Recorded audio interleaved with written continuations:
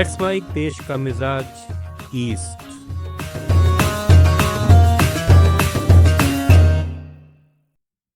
यह है let's mike more than radio और आप सुन रहे हैं पूर्वी भारत की खबरें।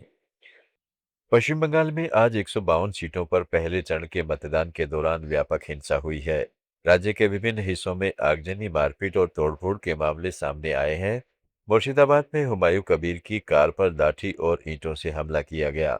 वहीं मालदा में चुनाव अधिकारियों से हाथापाई और जामुड़िया में लावारिस गाड़ी में ईवीएम मिलने के समाचार हैं। कूच बिहार और सिलीगुड़ी में भी जमकर बवाल हुआ है।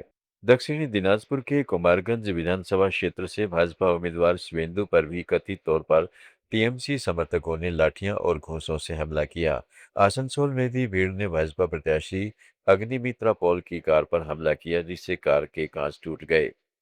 मुर्शिदाबाद में झड़प और देशी बम फेंके जाने की घटना पर भाजपा नेता दिलीप घोष ने कहा कि मुर्शिदाबाद में हर मामले में अनियमितताएं हैं।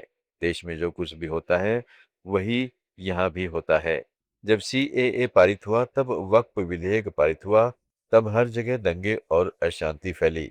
घर जलाए गए, हमारा कार्यालय और मंदिर जला दिए गए। बांग्लादेश भर से लोग यहाँ से पहचान पत्र बनवाने के लिए घुसपैठ कर रहे हैं और फिर देश में अशांति फैला रहे हैं।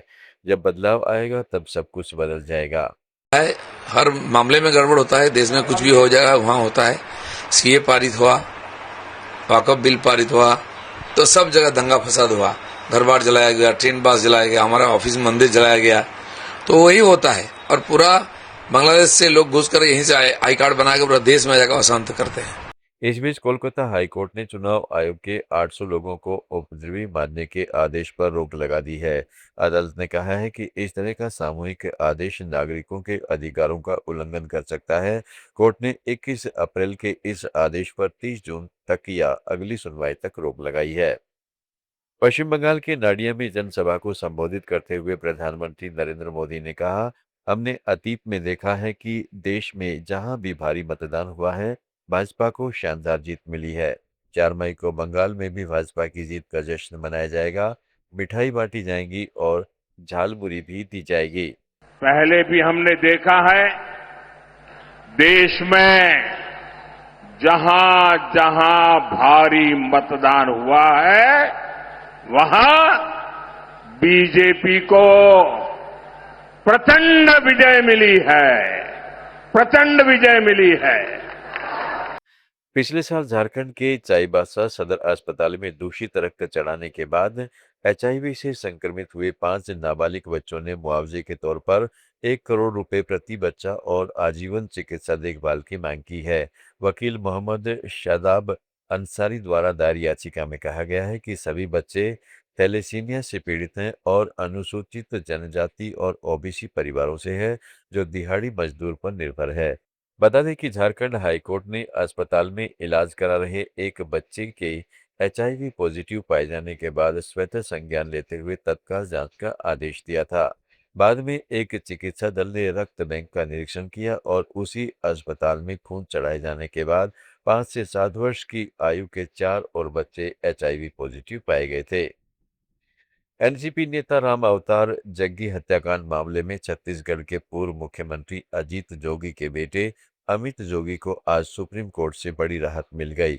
शीर्ष कोर्ट ने अमित जोगी की उम्र कैद की सजा पर रोक लगा दी है।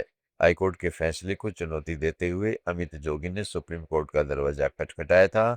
अमित जोगी को हाईकोर्ट ने दोषी ठहराते हुए उम्र कैद की सजा सुनाई थी। साथ ही उन्हें 3 हफ्ते में सरेंडर करने का आदेश भी दिया था। छत्तीसगढ़ की शाही सरकार ने अपना वह आदेश वापस ले लिया है जिसमें कहा गया था कि कोई भी सरकारी अधिकारी या कर्मचारी राजनीतिक पद नहीं लेगा, न ही राजनीतिक गतिविधियों में शामिल होगा। आदेश का विरोध होने पर राज्य सरकार ने आदेश जारी करने के 24 घंटे बाद ही यू टर्न ले लिया है। पश्चिम बंगाल, उड़ीसा, छत्तीसगढ़, झारखंड और बिहार की ताज़ा खबरों के इस डेली बुलेटिन को रोजाना सुनने के लिए डाउनलोड करें लेट्स माइक ऐप।